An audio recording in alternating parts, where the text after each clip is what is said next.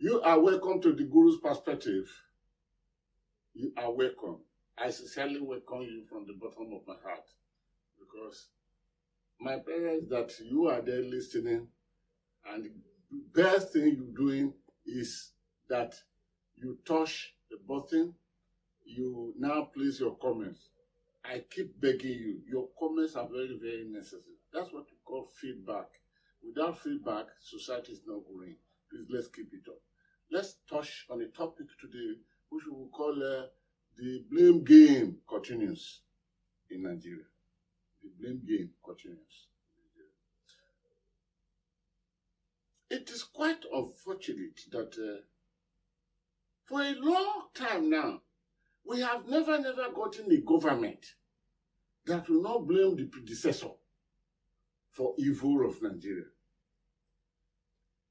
Even those who prepared to come into government, who spent years preparing to come into government, even those who started from being deputy governor, from deputy governor they became governor, from governor they became president, all those that were senators, from being senator become governors, from becoming governor become kingmakers, installing president, installing everyone. When they come in, the same blame game is what they depend upon. And all through their tenure, they will not move Nigeria forward an inch. It is always, oh, my predecessor, my predecessor. Let us look at a few things now and see if the blame game that is continuing in this President Bola Ahmed Tinubu era will leave Nigeria better or will leave Nigeria worse. Because we are going to go on comparative analysis now. In the previous ones, they've never left Nigeria better. They've always left Nigeria in what an American president called, then let me not use that language, something whole. Let me not use it here, because we need to be decent. Even we are delving gradually, speedily, regularly into the pit of hell as a country. We need to do it. Now, when Olusegun Obasanjo came, Olusegun Obasanjo did not blame the military much, his predecessors. He did not blame them much, because he knew one thing, that they were bad. And that is why Nigeria fought for democracy. And on the process of fighting for democracy, blood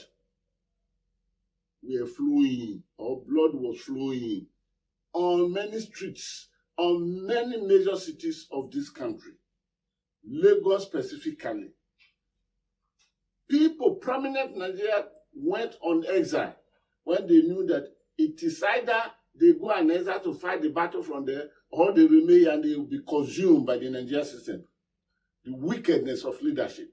So Obasanjo did not blame, but Obasanjo went straight away tackling the problem.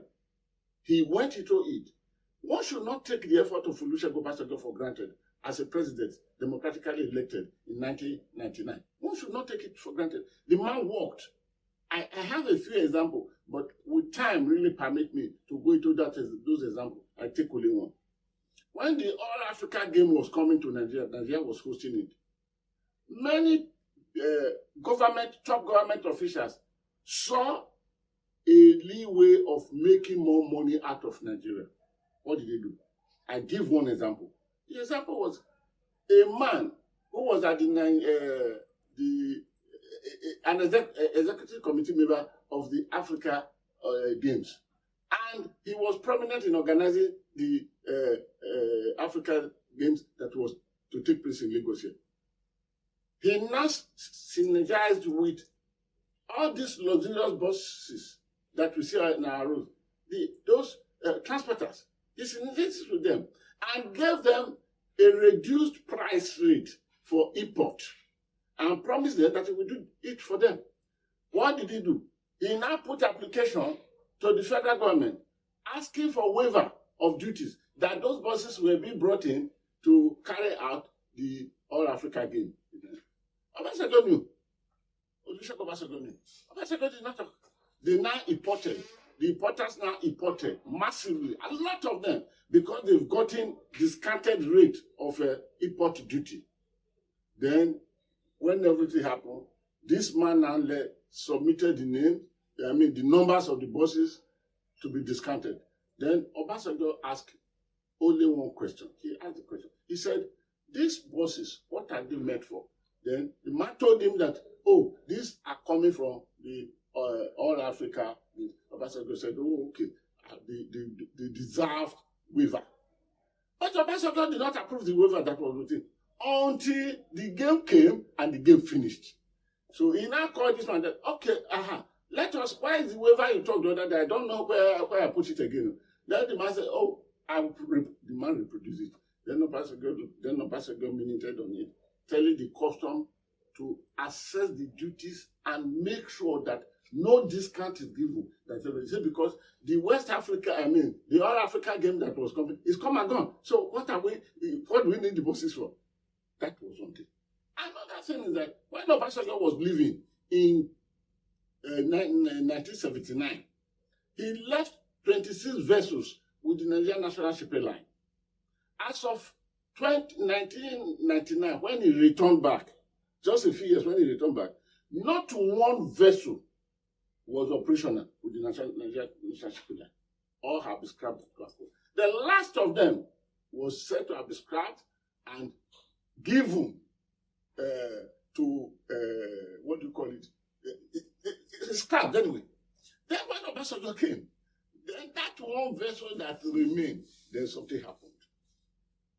Obasanjo said, put this thing and let it sail. The first sail that the vessel embarked upon, then report came that the vessel had been arrested and the $1.something million was needed to pay the fine so that the vessel can return back to Nigeria.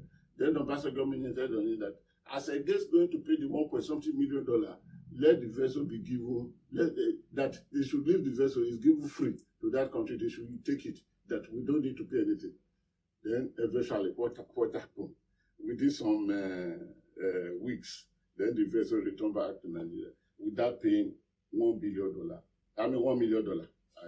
This was how Obasanjo tackled the matter. He had the heart to come and repair. He refined himself even before arriving. He met a lot of serious problems. Some of them led to the problem between him and his vice and many other top Nigerians there. But since then, it has always been the blame game. Bola Tinubu told us now that there is big trouble in Nigeria. We have been told now that the previous administration, listening to this is important to navigate our ways, because we will have part 2 of this recording where we will analyze more issues. We were told that the last administration bastardized, discarded, destroyed everything good in Nigeria. Which is the last administration?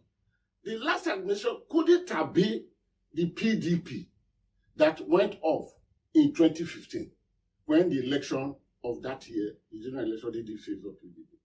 And don't forget that when APC, under Muhammadu Buhari, came from 1915 to 1919, from 1919 to 2023, from 2015 to 2019, from 2019 to 2023, the whole 8 years were devoted to blaming how PDP destroyed Nigeria.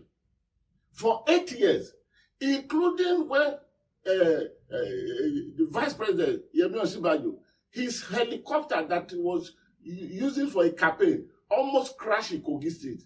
Lai Mohammed, the Minister of Information for the Federal Republic of Nigeria then, APC, blamed the crash, and he said that PDP could not even maintain until somebody in the government reminded it that no, this helicopter is hired from private entity. So from 8 years, the whole blame was on PDP. Now, APC under Bola Tinubu has come with the blame game.